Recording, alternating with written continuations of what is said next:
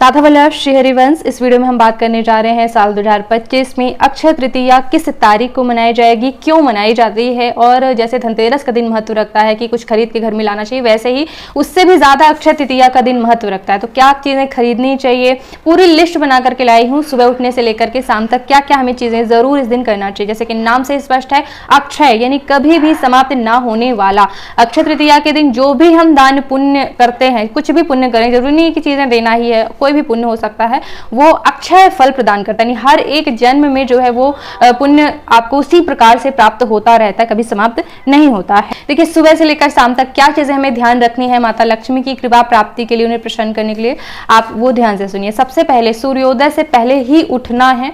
उठ करके माता लक्ष्मी के स्वागत के लिए, जैसे कि हमेशा से ये मतलब भारतीय परंपरा रही है, दहली पूजन, ठीक है। तो सबसे पहले घर के मुख्य द्वार में या तो पानी से आप धोएं, वैसे गोबर में माँ लक्ष्मी का वास माना जाता है। पूरी पुराणों में कथा है। थोड़ा सा ही अगर आप गोबर लेकर के घर का मुख्य द्वार शुद्ध कर लें या लीप लें, पूरी अच्छी तरह से लीप लेंगे तो सोने पर सुहागा। अगर नहीं मिल रहा, थोड़ा सा ही आप जो है मुख्य द्वार को लीप लें। इसके बाद स्वास्तिक का निर्माण करें, ठीक है। ये बहुत जरूरी है, मतलब मुख्य द्वार को इस दिन धोना और जो है दहली पूजन करना, ठीक है। इस प्रकार से स्वास्तिक वगैरह बनाने के बाद अब जब आप स्नान करेंगे, क्योंकि लीपना पोतना सफाई का काम है, बाद में जब आप स्नान करेंगे तो आपको क्या करना है, गंगा अवतरण का दिवस इस दिन माना जाता है। तो आप बाल्टी भरें, उसमें आप गंगा जल डालें, ठीक है। हालांकि जो है नदी में जाकर स्नान करना चाहिए, लेकिन सभी के लिए संभव नहीं है, तो आप जो है केवल गंगा जल डालकर वही गंगा माँ का ध्यान करके स्नान कर लें। तो जो मतलब बन पड़े वो हम कर सकते हैं, ठीक है। तो अक्षय तृतीया के दिन माता लक्ष्मी की कृपा प्राप्ति के लिए विशेष पूजन उनका करना चाहिए। भगवान नारायण के साथ क्या क्या पूजा में हमें करना चाहिए वो हम बात करेंगे। तो आप कोई भी महालक्ष्मी के मंत्रों का जप कर सकते हैं, श्री सूक्त का पाठ कर सकते हैं, कलश स्थापना करके पूजन इत्यादि करेंगे। इसके बाद आप पूजा घर में आके पूजा की तैयारी के लिए कलश की स्थापना जरूर करें। कलश मंगल शुभता का प्रतीक माना जाता है। माता लक्ष्मी भी जो है हाथ में कलश लिए होती हैं, ठीक है। तो कलश की स्थापना बहुत जरूरी, षोडशोपचार विधि से जो है लक्ष्मी नारायण का पूजन करिए। अगर विग्रह हैं, मूर्तियां हैं, तो आप उनको जो है पंचामृत से दूध दही घी शक्कर से स्नान कराइए, ठीक है। पहले श्री गणेश का पूजन कर लीजिए। श्री गणेश के पूजन से माता लक्ष्मी को भी प्रसन्नता मिलती है। फिर जो है आप लक्ष्मी नारायण का पूजन कर लीजिए। आप जो है उपाय में आप एक अखंड दीपक की स्थापना कर सकते हैं, ठीक है। पूरा दिन जो प्रज्वलित रहे, तो तिल के तेल का, वैसे गाय के शुद्ध घी का जो है दीपक प्रज्वलित करना चाहिए माता लक्ष्मी की प्रसन्नता के लिए। नहीं है तो तिल का तेल भी जो है अच्छा है। तो बात करते हैं कि अक्षय तृतीया के दिन जो है इतना स्वयं सिद्ध मुहूर्त क्यों माना जाता है। जैसे कि लोग अगर गाड़ी बंगला मतलब कुछ भी खरीदना चाहते हैं, गृह प्रवेश करना चाहते हैं, शादी ब्याह कुछ भी है, तो ये स्वयं सिद्ध मुहूर्त माना जाता है। तो क्यों इतना जो है पावन दिन स्वयं सिद्ध मुहूर्त है। कई जो है चीजें इस दिन हुई थी, जैसे गंगा अवतरण का दिवस माना जाता है। गंगा माता जो है धरती पर अवतरित हुई थी। भगवान परशुराम जी का इस दिन प्राकट्य हुआ था, ठीक है।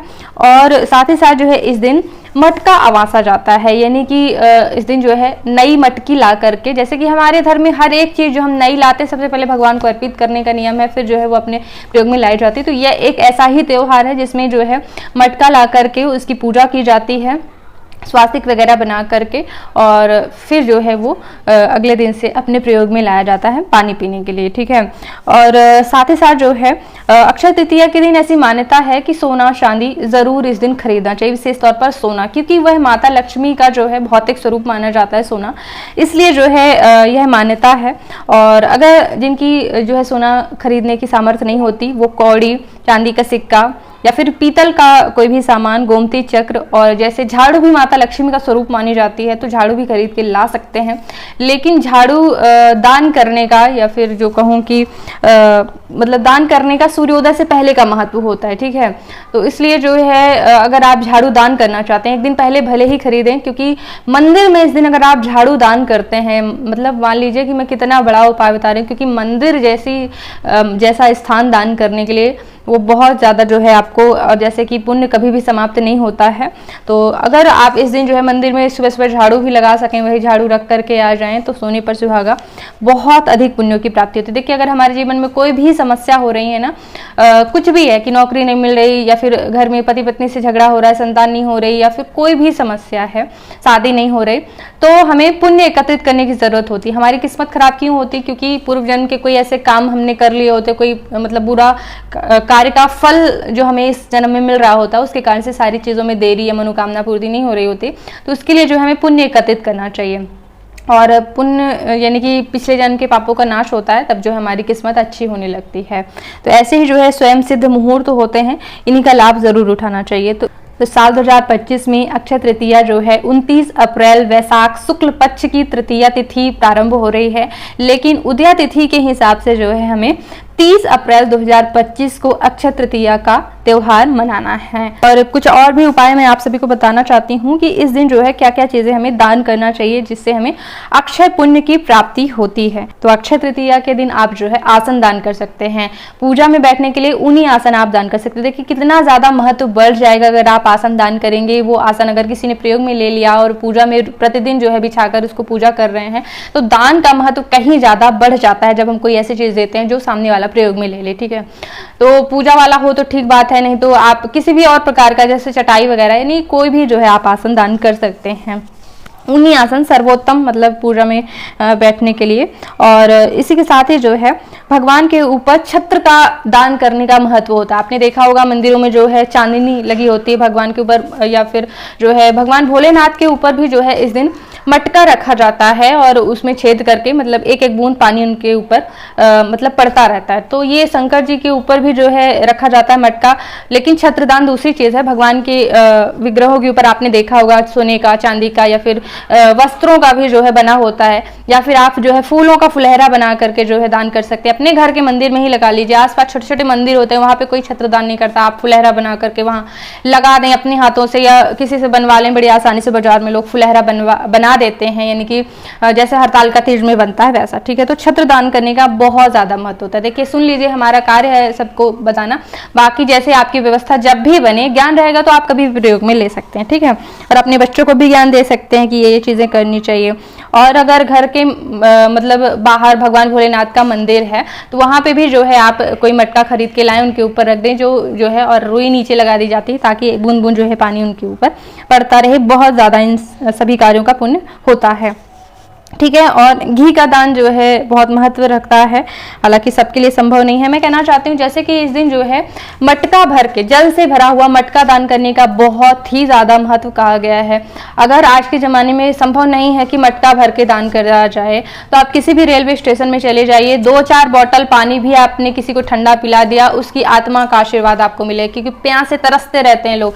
मैं कहती हूँ खरीद के मत दो, किसी का बॉटल लेके भर के दे दो रेलवे स्टेशन से। इसके पुण्य की व्याख्या मैं नहीं कर सकती। लोग तरसते रहते पानी, जो आत्मा का आशीर्वाद लोगों को मिलता है, ठंडा होना चाहिए पानी ना, क्योंकि ये डायरेक्ट आप अनुभव करेंगे। कभी खूब प्यास लगे और कोई पानी पिला दे, मतलब हम मुंह से बोलना भी नहीं चाहते, फिर भी आहा क्या बढ़िया पानी पिलाया, ऐसा निकल ही जाता है। तो वो एकदम तीर निशाने पे लगता है आपका जीवन, मतलब वो पुण्य बड़ा जल्दी काम करता है। इसका जो है मौके का फायदा उठाना चाहिए। प्याऊ भी लोग खुलवाते हैं ऐसे स्थानों पर, चौराहों पर जहाँ पे लोग चल रहे हैं, उन्हें पानी की आवश्यकता है। तो कहीं भी आप किसी प्रकार से जो है लोगों को पानी पिलाने का कार्य कर सकते हैं। जैसा इस जगत में होता है, पहले मटके चलते थे पानी के, आज नहीं चल रहे हैं, बॉटल चल रहे हैं, मतलब पानी का महत्व है तो आप जरूर पिला सकते हैं। और हाँ, अपनी परंपराओं को भी नहीं भूलना चाहिए। तो छोटा बड़ा ऐसा मटका जो है मंदिर में जो है पंडित जी को भर करके दान कर दें, या फिर आसपास किसी को भी जो आपको समझ में आए। वैसे पानी मटका होता है, उसमें जो है पानी ऑटोमेटिक शुद्ध होता है, प्योरीफायर जैसा शुद्ध होता है। ठीक है, और उसमें मिट्टी के तत्व और जुड़ जाते हैं, तो यानी कि पानी का जो है और भी तत्व उसमें मिल जाते हैं, तो वो और फायदा ही करता है। मिट्टी का मटका फ्रिज से भी ज्यादा जो है, मतलब प्योरीफायर से भी ज्यादा जो है वो फायदा करता है उसका पानी। तो हर किसी के घर में मटका जरूर होना चाहिए अपने बच्चों के स्वास्थ्य को देखते हुए। इस प्रकार से आप जो है जैसे कि इस दिन शंख लाना बहुत ज्यादा शुभ होता है। अगर आपके घर में पहले से ही शंख है तो आप उन शंखों का पूजन करें। ठीक है, कुछ और चीजें हैं जैसे कि अगर आप कौड़ी गोमती चक्र लाते हैं, उनको आप हल्दी में जो है थोड़ा सा पीला करके और फिर माता लक्ष्मी को अर्पित करके, और फिर जो है शाम के समय आप तिजोरी में अपने रख सकते हैं। ठीक है, तो ये कुछ खास काम माता लक्ष्मी की प्रसन्नता के लिए जरूर करना है। जैसे कि त्योहार होता है तो कुछ ना कुछ तो हम बनाते ही हैं त्योहार में, है ना, कि कुछ अच्छा हो जाए। तो इस दिन आप क्या करें कि चावल की खीर बना लें। चावल की खीर बना करके माता लक्ष्मी को भोग अवश्य लगाएं, और फिर जो है दान करने का भी महत्व है। तो आसपास अगर प्रसाद बांट दिया जाए तो अच्छी बात है, नहीं तो घर वाले तो खाएंगे ही। इस प्रकार से जो है इस दिन खीर भी जरूर माता लक्ष्मी को भोग लगाना चाहिए।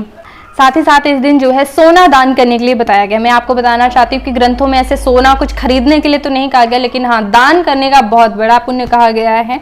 और खरीदते लोग इसलिए हैं क्योंकि माता लक्ष्मी का स्वरूप माना जाता है। तो इस दिन अगर हम स्वयं सिद्ध जैसे मुहूर्त हम लक्ष्मी लाते हैं तो वो लक्ष्मी बढ़ती ही रहती हैं, मतलब हमेशा जो है घर में लक्ष्मी का आगमन होता है, ऐसी मान्यता है। तो वो भी आप कर सकते हैं। इन सभी कार्यों को करते हुए, जैसे कि यह बहुत ही अच्छा मुहूर्त है, मौका नहीं गंवाना चाहिए। तो अगर आप माता लक्ष्मी की कृपा चाहते हैं तो आप कमल गट्टे के बीज की माला यानी कमल गट्टे की माला पर माता महालक्ष्मी के मंत्रों का जप जरूर कीजिएगा। महालक्ष्मी नमः, महालक्ष्मी नमः, ऐसा आप मंत्र जप कर सकते हैं या फिर नाम जप कर सकते हैं। जय मां लक्ष्मी, जय मां लक्ष्मी, लक्ष्मी नारायण सर्वोत्तम है। लक्ष्मी के साथ नारायण को भी जो है अगर आपने याद कर लिया तो जो लक्ष्मी आ रही हैं वो घर में स्थायी भी रहेंगे। अगर हम नारायण को याद नहीं करते हैं तो लक्ष्मी चंचल होती हैं, आने के साथ ही वो चल भी देती हैं, ठीक है। तो लक्ष्मी नारायण नाम का जप अवश्य करें। तुलसी की माला पे भी जो है आप जप कर सकते हैं। तो 11 माला, 21 माला, 51 माला, देखिए सुबह 4 बजे से उठ जाएंगे तो कुछ 21 माला सुबह कर ली, शाम को आपने कुछ माला कर ली, दोपहर में आपने कुछ माला कर ली। मतलब जितना ज्यादा अक्षय पुण्य आप कमा सकें उतना आपको जो है पुण्य करने की कोशिश करना चाहिए। साथ ही साथ जो जिनके भी भक्त हैं, चाहे वह हनुमान जी के हों, दुर्गा जी के हों, शिव जी के हों, सभी को अपने इष्ट देव के नाम का जप इस दिन ज्यादा से ज्यादा करना चाहिए। सुबह शाम उठ करके, आपको शाम को भी नहा लो, फिर जो है शुद्ध होकर के जपो। तो इस प्रकार से, क्योंकि मौका गंवाना नहीं चाहिए, ये बहुत स्वयं सिद्ध जो मुहूर्त होते हैं। तो इनमें अगर हम काम करते हैं तो जैसे कि रोज अगर हमने एक काम किया तो वो 1 के बराबर ही फल है, लेकिन अगर हमने स्वयं सिद्ध मुहूर्त में कोई काम किया तो 100 के बराबर का फल एक ही दिन में दे देता है, 100 दिनों के बराबर जैसा, है ना। तो इसलिए जो है इन मुहूर्तों का विशेष लाभ उठाना चाहिए। इस तरह से व्रत और त्योहार की शुद्ध जानकारी के लिए बेल आइकन पर प्रेस जरूर कर लीजिएगा ताकि जब भी मैं वीडियो डालूं आपके पास सबसे पहले नोटिफिकेशन पहुंचे। कमेंट में राधे राधे जरूर लिखिएगा। राधे राधे।